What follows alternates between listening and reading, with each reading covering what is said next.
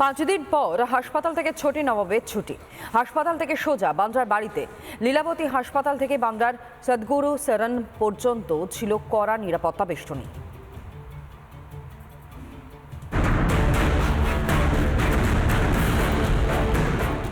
গত বুধবার গভীর রাতে হামলার পর লীলাবতী হাসপাতালে সৈফ নাকি সিংহের মতো ঢুকেছিলেন। सैफ अली साहब का जब हॉस्पिटल आए थे पूरा उनका उसमें ब्लड था, but he walked in like a lion.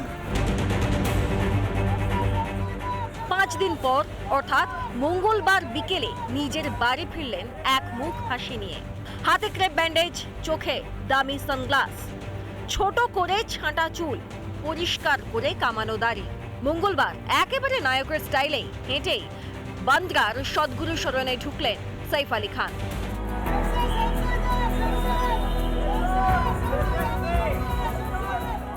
হাসি মুখে হাত নাড়লেন ছবি শিকারীদের উদ্দেশ্যে। থামস আপ দেখিয়ে স্পষ্ট বুঝিয়ে দেন তিনি একেবারে ফিট। সৈফকে হাসপাতাল থেকে নিয়ে যেতে এসেছিলেন স্ত্রী করিনা কাপুর ও মা শর্মিলা ঠাকুর। সফর জুড়ে ছিল কড়া নিরাপত্তা। বাড়ির সামনেও পুলিশে ছয়লাভ। অভিনেতার উপর হামলার পর সৈফের বাড়িতে নতুন করে বসানো হয়েছে সিসি ক্যামেরা। তবে সুস্থ হলেও এখনই শরীর চর্চা করতে পারবেন না সৈফ। ডাক্তারদের পরামর্শে আপাতত শুটিংয়েও ফিরতে পারছেন না তিনি। রিপাবলিক বাংলা। দিনহাটা উৎসবে কি অসুস্থ হয়ে পড়লেন বিখ্যাত গায়িকা মোনালি ঠাকুর। অনুষ্ঠানে গান গাইতে উঠে হঠাৎই অসুস্থ হয়ে পড়েন তিনি। তড়িঘড়ি তাকে দিনহাটা থেকে আনা হয় কোচবিহারের এক বেসরকারি নার্সিংহোমে ভর্তি করা হয় তাকে।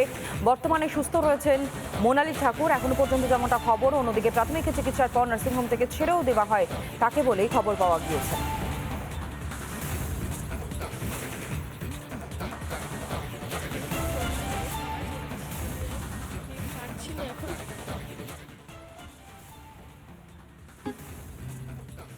শারীরিক অসুস্থতা কারো নিয়ন্ত্রণে থাকে না, কখন হবে কিভাবে হবে কেউ বলতে পারে না।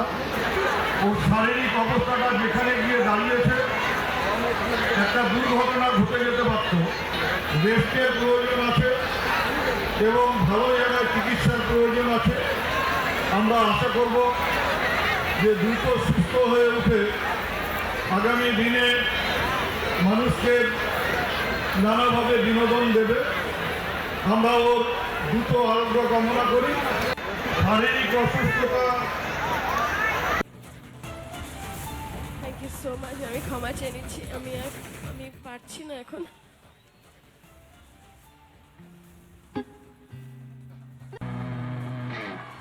Thank you so much. আমি ক্ষমা চেয়ে নিচ্ছি। আমি পারছি না এখন। অসুস্থতার মুহূর্তের ছবি দেখতে পাচ্ছেন যে যথেষ্টই অসুস্থ বোধ করছিলেন তিনি সেই সময় যখন মঞ্চে তিনি উপস্থাপন করছিলেন, এবং সেই সময় তড়িঘড়ি তাকে নিয়ে আসা হয় কোচবিহার এবং সেখানকার একটি বেসরকারি হাসপাতালে ভর্তি করা হয়। যদিও পরবর্তী সময় চিকিৎসকদের পর্যবেক্ষণে থাকবার পর বেশ কিছুক্ষণ বাদে তাকে ছেড়েও দেওয়া হয়েছে বলে জানতে পারা গিয়েছে। একটি বেসরকারি নার্সিংহোমে সেখানে নিয়ে যাওয়া হয়, অর্থাৎ মোনালি ঠাকুরকে নিয়ে যাওয়া হয়। দিনহাটা উৎসবে গিয়েই কার্যত অসুস্থ হয়ে পড়েছিলেন তিনি।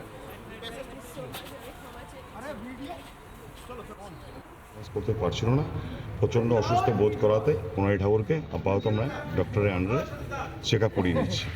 এখন শারীরিক কন্ডিশন কীরকম?